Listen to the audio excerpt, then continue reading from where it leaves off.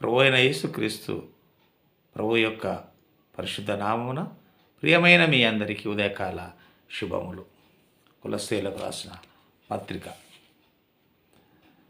ప్రార్థన చేయొచ్చు కృతజ్ఞతాస్తుతులు చెల్లించున్నాం.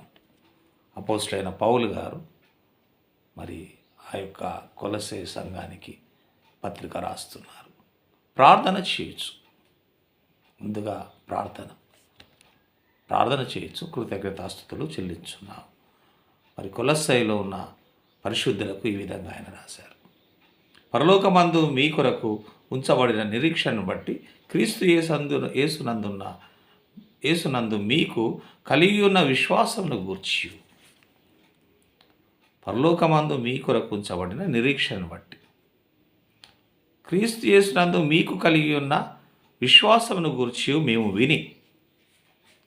విని ఎల్లప్పుడూ మీ నిమిత్తం ప్రార్థన చేయొచ్చు మన ప్రభువు యేసుక్రీస్తు యొక్క తండ్రి అయిన దేవునికి కృతజ్ఞతాస్తుతులు చెల్లించుచున్నాము అనే పత్రిక రాస్తూ తెలియజేస్తున్నారు.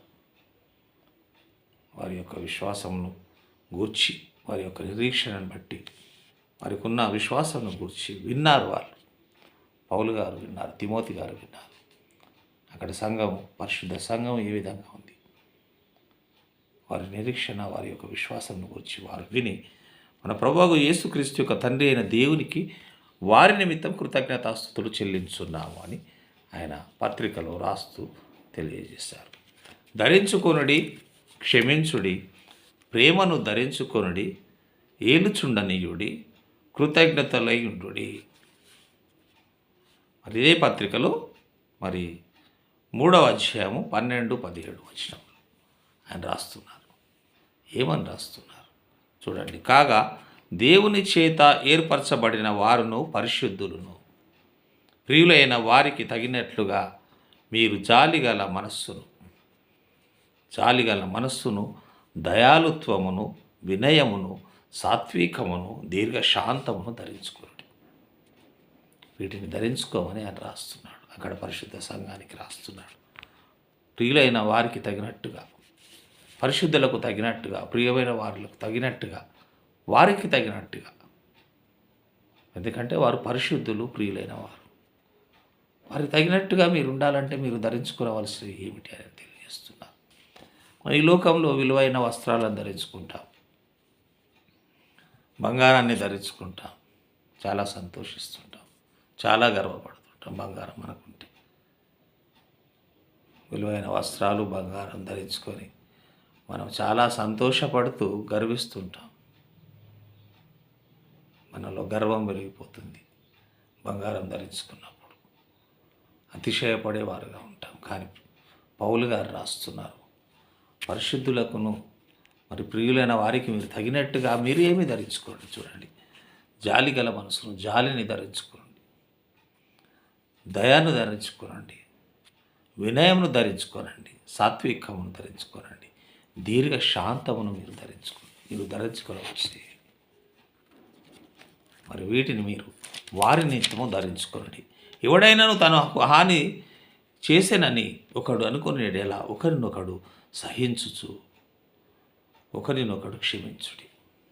ధరించుకొనుడి, వాటిని ధరించుకొనుడి, వీటిని ధరించుకోండి.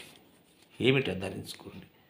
ధరించుకున్న వారి గురించి చెప్పారు. ఏమి ధరించుకోవాలి అని ఆయన తెలియజేశారు. జాలిగల మనసును ధరించుకోనండి అన్నాడు, దయాలుత్వం ధరించుకోమన్నాడు, వినయంను ధరించుకోమన్నాడు, సాత్వికము, దీర్ఘ శాంతమును ధరించుకొని అంటూ క్షమించుడి అంటున్నాడు. వాటిని ధరించుకొని మీరు క్షమించడి. ఎవడైనాను తనకు హాని చేసినని ఒకడు అనుకొని, అవును, మనం హాని చేసినని అనుకోనగానే వాని మీద ప్రతీకారం చేయాలనుకుంటాం. కీడుకు ప్రతి కీడు మనం తలపెట్టేవారిగా ఉంటాం. ఎవడైనా హాని చేస్తున్నాడు, మన సహోదరుడు కానీ మన ప్రక్కవాడు మనల్ని ఆటంకపరుస్తూ హాని చేస్తున్నాడు అనుకోండి, ముందుగా మనకు క్షమాపణ రాదు.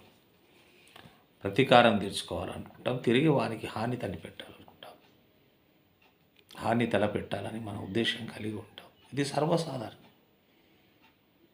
ఇటువంటి మనసు ఉంటుంది. కానీ మరి ఇక్కడ రాయబడింది ఏమంటే, పౌలు గారు ఏం రాస్తున్నారంటే, ఎవడైనాను తనకు హాని చేసినానని వాడు అనుకునేటలా ఒకరినొకడు సహించుచు ఓర్చుకొనుచు. ఒకరినొకరు సహించుచు అంటే ఓర్చుకొనుచు, ఓర్పు కలిగి ఉండాలి. అదే నిజమైన సహోదర ప్రేమ. నువ్వు ఓర్చుకోవడం అంటే నీకు ప్రేమ లేనట్టే. నువ్వు ఈర్ష్యపడుతున్నావంటే నీకు ప్రేమ లేనట్టే. ఒక సహోదరుడు మంచి స్థితిలో ఉన్నాడని నువ్వు ఓర్చుకోలేకుండా ఆయన గురించి నువ్వు మరి వ్యతిరేకంగా మాట్లాడుతున్నావంటే నీవు ఓర్చుకోలేనట్టే, నీలో ఓర్పు లేనట్టే. అందుకే ఓర్చుకొనుచు ఒకరినొకడు క్షమించుడి అంటున్నాడు. ఒకరినొకరు మీరు క్షమించుకోనండి. ప్రభువు మిమ్మల్ని క్షమించులాగున మీరును ఎందుకంటే ప్రభువు క్షమించాడు. తన విలువైన రక్తాన్ని మరి ఆయన సిలువలో ధారపోసి క్షమించాడు. ప్రభువు క్షమించాడు. మరి అలాగే ప్రభువు మిమ్మల్ని క్షమించులాగున మీరును క్షమించుడి. వీటన్నిటిపైన పరిపూర్ణతకు అనుబంధమైన ప్రేమను ధరించుకోండి. వీటన్నిటిపైన పరిపూర్ణతకు అనుబంధమైన ప్రేమను ధరించుకోండి. పరిపూర్ణంగా ఉండాలంటే దానికి అనుబంధం ప్రేమ. నీలో పరిపూర్ణత ఉందంటే నువ్వు పరిపూర్ణంగా ఉన్నావంటే నువ్వు ప్రేమ కలిగి ఉన్నావు, నువ్వు ప్రేమను ధరించుకొని ఉన్నావు అన్నట్టు. మీరు ప్రేమను ధరించుకోండి. అనుబంధమైన ప్రేమను, పరిపూర్ణతకు విలువనిచ్చే అనుబంధమైన ప్రేమ కాంబినేషన్. పరిపూర్ణతకు అనుబంధమైనది ఏంటి అంటే అది ప్రేమ. నువ్వు పరిపూర్ణంగా ఉన్నావంటే నీలో ప్రేమ ఉంది, అది నీవు ధరించుకొని ఉన్నావు అన్నట్టు. అందుకే ఆయన అంటాడు పరిపూర్ణతకు అనుబంధమైన ప్రేమను మీరు ధరించుకొనుడి. క్రీస్తు అనుగ్రహించు సమాధానము మీ హృదయములలో ఏలుచుండనియుడి. మీ హృదయాల్లో ఏమి ఏలుస్తున్నారు? మన హృదయాల్లో ఏమి ఏలుతుంది? మన హృదయాల్లో పాపం ఏలుతుందా? అలా కాదు. హృదయాలలో పాపము, ప్రతీకారము అనేది ఏలకూడదు. కోపము, ద్వేషము మన హృదయాలను ఏలకూడదు. అలాగే ఈ నిరాశ, నిస్పృహలు కూడా మన హృదయాలను ఏలకూడదు. ఇవన్నీ మనల్ని ఏలినప్పుడు మనం కృంగిపోతాం, కృషించిపోతాం. ప్రతీకారం తీర్చుకునే ఒక మనస్తత్వం కూడా కొన్నిసార్లు కలిగి ఉంటాం.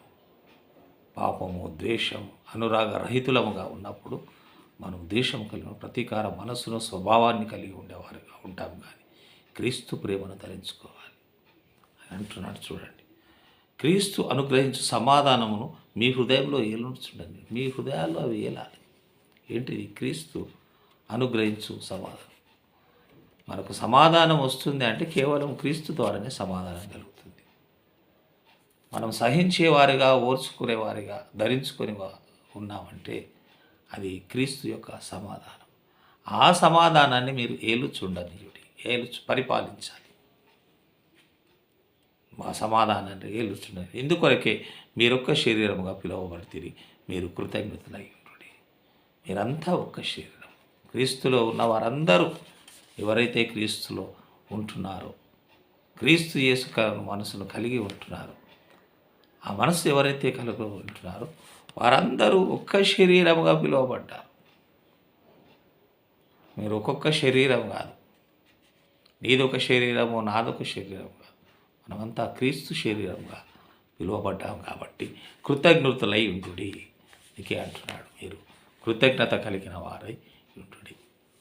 దేవుడు కూడా మనకు అలాంటి కృతజ్ఞత జీవితమును, క్షమించే గుణమును దయచేస్తూ మనల్ని ముందుకు నడిపించును గాక. ఆమేన్.